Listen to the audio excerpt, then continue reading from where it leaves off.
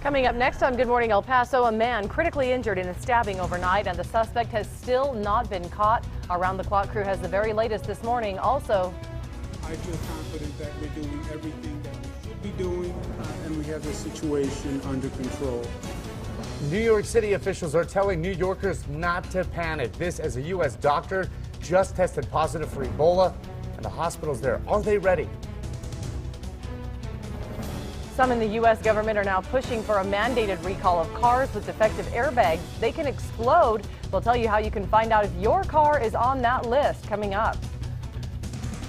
Live, where news comes first. From the Mesilla Valley and Las Cruces to El Paso and the borderland. This is ABC7's Good Morning El Paso. Another case of Ebola, this time in the heart of New York City. Dr. Craig Spencer tested positive for the virus yesterday after feeling sluggish and reporting a fever. New York Mayor Bill de Blasio is now reassuring New Yorkers that they have no reason to panic. Well, good morning, everybody. Thanks so much for starting your day with us on this Friday. I'm Bob Harp. And I'm Hillary Floren. We'll get to the latest on Ebola coming up in just a moment. But first, breaking news here with a stabbing overnight, and now a suspect is still on the loose. Our round-the-clock news crew is tracking the search for this person. It's happening at Keltner and Stevens. That's where the story is unfolding, and where we also have Good Morning El Paso's Denise Olivas. Good morning. Good morning, Bob and Hillary. Well, just a few hours ago, El Paso police were out here in the scene trying to piece together any clues as to what exactly happened at that intersection. And as you can imagine, this morning, residents are waking up wondering who is responsible for stabbing a man here in their own neighborhood. Well, there were just some clues left out here overnight. When our crew got here, they did find just a bloody piece of clothing on the street. The victim, we've learned, he is 32 years old, and he was taken to University Medical Center in critical condition. No other information has been released at this hour, and it's still unclear what exactly led to the stabbing, but police, so far what we know, they are still looking for that suspect. Again, no other information has been given. I actually did make a phone call to the Northeast Regional Command Center just a few minutes ago, but the officer that I spoke with said that he did not know any details about the stabbings. Of course, as soon as we get anything, any information, we will definitely let you know. But for now, we are live out here in Northeast El Paso. Denise Olivas, ABC7. Thanks so much, Denise. Well, we made it to the end of the work week. Yay for us. Yay for us. And even better, at the end of the rainbow is a big pot of gold. Oh, yeah? Yeah, sunshine, okay. Golden sunshine. All right, I was wondering where you were going with that. Yeah. All right. Did that make you laugh, Crystal? I did. Where's this pot of gold Bob speaks of? Is it in the studio somewhere? Let's go. Let's talk about your clouds and radar map out there this morning.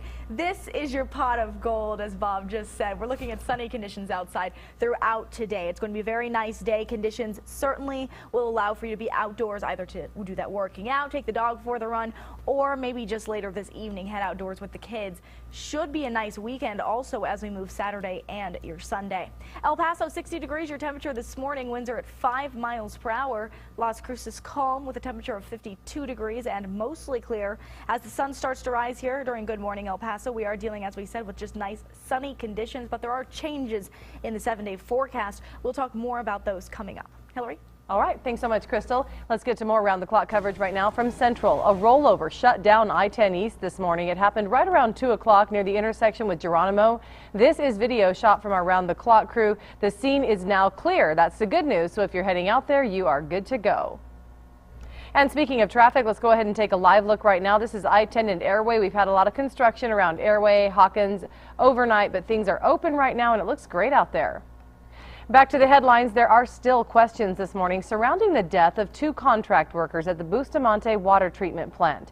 It happened Wednesday in the Lower Valley. Crews were only able to recover 1 body that day. The other body was recovered yesterday after crews had to clear out sludge.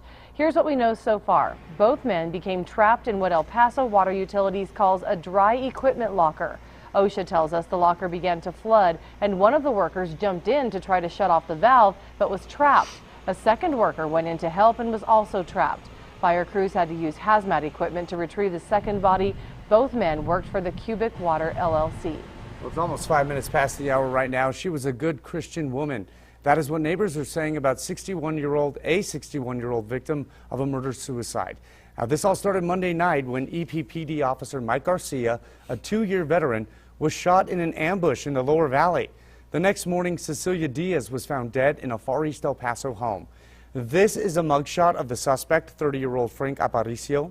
He was found dead in an apparent murder-suicide at the 9400 block of Alameda. We went back to the apartment complex where Diaz lived. We found out that she is not only a teacher's aide at the Isleta Pre-K for nearly a dozen years, but she also attended Abundant Living Faith Center in Far East El Paso. By the way, at last check, Officer Garcia is still in stable condition over at Del Sol Medical Center. Well, switching gears this morning, 2 U.S. senators are now demanding that the government issue a nationwide recall of cars with defective airbags. Recently, federal officials have increased the number of recalled cars to 7.8 million vehicles. The problem is the defective inflator. It can explode with too much force, sending shards of metal out. To find out if your vehicle is listed and how to get those airbags replaced, just go to KVIA.com this morning and simply click on this story. The El Paso Independent School District is taking the first step now in shifting back to an elected board of trustees. The Texas Education Commissioner has ordered the EPUSD Board of Managers to have an election of a board member next May. The current Board of Managers were sworn in last year to oversee the district on the heels of EPUSD's cheating scandal. The Board of Managers will serve until all 3 elected positions in the May 2015 election are filled and the entire Board of Trustees are sworn in. Well, now to the Ebola outbreak. New York City is on edge this morning, if you haven't heard, after a doctor there has tested positive for Ebola. He had just returned from West Africa, where he'd been treating Ebola patients there. Now we go to ABC's Carolyn Costello, who's in New York right now with the very latest. He was rushed by specialized crews to New York City's Bellevue Hospital. Dr. Craig Allen Spencer, now in isolation, diagnosed with Ebola. New York officials with a swift and strong message to the city's millions of residents and visitors. We've been preparing for months for the threat posed by Ebola. We have clear and strong protocols which are being scrupulously followed. Part of the protocol, a team of disease detectives tracing Dr. Spencer's movements since his return from West Africa, where he'd been treating Ebola patients in Guinea alongside Doctors Without Borders. Spencer flew home last week through Brussels, landing at JFK on October 17th. Officials say Spencer took his temperature twice a day, was mindful of contact with people, but did leave his apartment. Despite feeling fatigued the night before his diagnosis, he went bowling in Brooklyn, rode the subway, and stopped in a restaurant. I think that the thing to make clear is that the first time that this patient had fever was today, and fever is the typical sign of a person developing contagious Ebola. While health officials emphasize how difficult Ebola is to catch, neighbors of Spencer's now sealed-off apartment can't help but be on edge. I am surprised that he was allowed to come to this apartment building from where he was and from what his exposure was. Spencer's fiance is showing no signs of Ebola, but is under quarantine here at the hospital. 2 of his friends are under quarantine at home. Carolyn Costello, ABC News, New York. And there is another confirmed case of West Nile in the borderland, and 1 confirmed case of a different virus that's popping up. The health department is reporting this morning there has been a 2nd case of chikungunya virus in El Paso. A man in his 60s reportedly got it while traveling to Puerto Rico. That is a mosquito-borne illness, pretty much like the West Nile virus. As for the West Nile, we're told that a teenage boy from San Elizario just contracted that. He is now the 16th person this year in El Paso County on record with West Nile. We are still following the latest on the shootings in Ottawa, Canada. Yeah, there is new stunning video of the suspect during the moment of the shootings. The mother of the gunman is now saying she doesn't understand what went wrong. And did you happen to catch yesterday's Hillary clips? If not, we'll show you a neat time lapse coming up a little bit later in the show. And we are expecting nothing but a sunny sky this weekend. The pot of gold, as we said. Good morning, Crystal. Forecast looks very good, not just today, but your Saturday and Sunday. Then we start to deal with those winds picking back up. We'll discuss it with your Windcast after the break. Thanks, Crystal. This is ABC 7, where news comes first.